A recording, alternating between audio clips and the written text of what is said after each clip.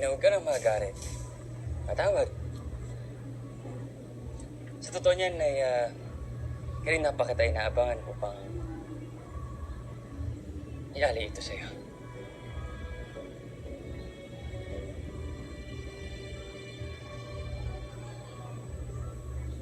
Huwag mo sa akin sasabihin na hanggang ngayon ay may agam-agam at pagduda ka pa rin sa akin. Hindi yun, Hiroshi. Ngunit kung maaari sana, huwag mo na akong lapitan at kausapin pa. Lalo na kapag nandiyan ang Senyora Carmela. At bakit? Huwag na huwag mo akong isusumbong dahil lalo lamang siyang magagalit sa akin.